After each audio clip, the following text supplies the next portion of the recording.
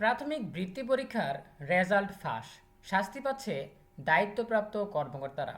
প্রাথমিক বৃত্তি পরীক্ষার ফলাফল প্রকাশ আজ হওয়ার কথা থাকলেও আজকে ফলাফল প্রকাশ করা হয়নি।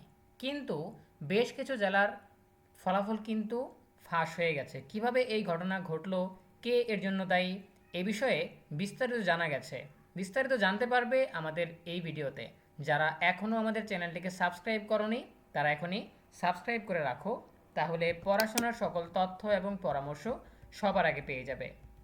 কর্তৃপক্ষের অনুমতি ও আনুষ্ঠানিক ঘোষণা ছাড়াই প্রাথমিক বৃত্তি পরীক্ষা 2025-এর আংশিক ফলাফল ওয়েবসাইটে আপলোড হওয়ার ঘটনায় প্রাথমিক শিক্ষা অধিদপ্তর ডিপিই এর একজন কর্মকর্তার বিরুদ্ধে বিভাগীয় ব্যবস্থা নেওয়ার প্রক্রিয়া শুরু হয়েছে।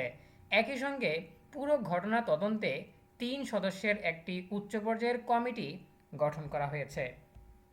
প্রাথমিক শিক্ষা অধিদপ্তর সূত্রে জানা গেছে, বৃহস্পতিবার 9 জুলাই সকালে ডিপিইর এক কর্মকর্তার অবহেলা ও ঊর্ধ্বতন কর্তৃপক্ষের নির্দেশ অমান্য করার কারণে ঢাকা বিভাগের 9টি জেলার বৃত্তি পরীক্ষার ফলাফল নির্ধারিত সময়ের আগেই ওয়েবসাইটে দেখা যায়। পরে ফলাফল সামাজিক যোগাযোগ মাধ্যমে দ্রুত ছড়িয়ে পড়ে। এতে ফলাফল প্রকাশের গোপনীয়তা ও তথ্য প্রযুক্তিগত নিরাপত্তা মারাত্মকভাবে বিঘ্নিত হয়। সূত্র জানায়, বুধবার 8 জুলাই প্রাথমিক বৃত্তি পরীক্ষা 2025-এর ফলাফল প্রস্তুত করা হয়। ফলাফল প্রকাশের জন্য প্রয়োজনীয় ওয়েব লিঙ্ক তৈরির দায়িত্ব দেওয়া হয়েছিল প্রাথমিক শিক্ষা অধিদপ্তরের সহকারী মেনটেন্যান্স ইঞ্জিনিয়ার মোহাম্মদ মেহতাব কায়েসকে। তবে আনুষ্ঠানিকভাবে ফলাফল প্রকাশের আগে কোনো অবস্থাতেই যেন ফলাফল লাইভ সার্ভার বা ওয়েব পোর্টালে আপলোড করা না হয় সে বিষয়ে তাকে স্পষ্ট নির্দেশনা দেওয়া হয়েছিল। কিন্তু অভিযোগ রয়েছে, সেই নির্দেশনা অমান্য করে বৃহস্পতিবার সকাল 10টার দিকে ঢাকা বিভাগের 9টি জেলার ফলাফল সংশ্লিষ্ট লিঙ্কে আপলোড করা হয়। লিঙ্কগুলো সচল হওয়ার পর সাধারণ ব্যবহারকারী ও অভিভাবকেরা ফলাফল ডাউনলোড করতে শুরু করেন। অল্প সময়ের মধ্যেই ফলাফল সামাজিক যোগাযোগ মাধ্যমে ছড়িয়ে পড়ে। বাস্তবায়ন, পর্যবেক্ষণ ও মূল্যায়ন বিভাগ IMED পরিচালকের এক প্রতিবেদনে বলা হয়েছে, লাইভ সার্ভারের লিঙ্ক তৈরি ও ফলাফল আপলোডের ক্ষেত্রে যেই তথ্য প্রযুক্তিগত নিরাপত্তা প্রোটোকল অনুসরণ করা প্রয়োজন ছিল, অভিযুক্ত কর্মকর্তা তা মানেননি। এই নিরাপত্তা ত্রুটির কারণেই আনুষ্ঠানিক প্রকাশের আগেই ফলাফল সাধারণ মানুষের নাগালে চলে যায়। এই ঘটনায় আজও প্রাথমিক শিক্ষা অধিদপ্তরের মহাপরিচালক শাহিনা ফেরদৌসীর সই করা এক চিঠিতে সহকারী মেনটেন্যান্স ইঞ্জিনিয়ার মোহাম্মদ মেহতাব কায়েসের বিরুদ্ধে প্রয়োজনীয় আইনানুগ ও প্রশাসনিক ব্যবস্থা গ্রহণের জন্য প্রাথমিক ও গণশিক্ষা মন্ত্রণালয়ের সচিবের কাছে অনুরোধ জানানো হয়েছে।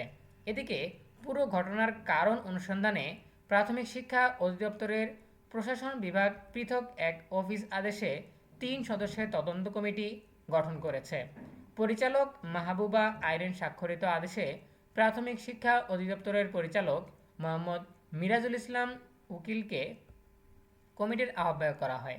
অন্য 2 সদস্য হলেন উপবৃত্তি বিভাগের শিক্ষা কর্মকর্তা মোহাম্মদ জিয়াউল কবির সুমন এবং সদস্য সচিব হিসেবে সহকারী পরিচালক রোকসানা হায়দার।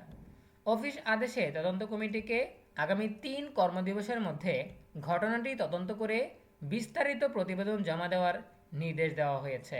প্রিয় শিক্ষার্থীরা, এই হচ্ছে ঘটনা, যে কিভাবে করে প্রশ্ন ফাঁস হলো এবং সারা দেশের ফলাফল জানানো না হলো, কিভাবে কয়েকটা জেলার শিক্ষার্থীদের ফলাফল ফাঁস হয়েছিল বা শিক্ষার্থীদের ফলাফল অভিভাবকদের কাছে চলে গিয়েছিল, সেই বিষয়টা আমরা স্পষ্টভাবে এখান থেকে জানতে পারলাম।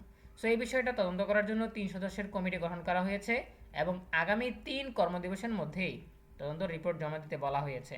সো এতে করে কিন্তু আবার প্রাথমিক শিক্ষা অধিদপ্তরের পক্ষ থেকে প্রাথমিক বৃত্তি পরীক্ষার ফলাফল প্রকাশে আরেকটু বিলম্ব কিন্তু হতে পারে।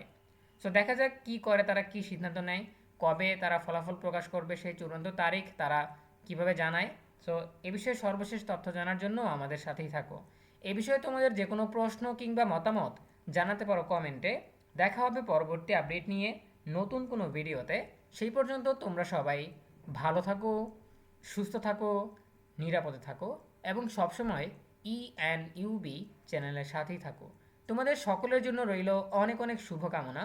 ধন্যবাদ সবাইকে।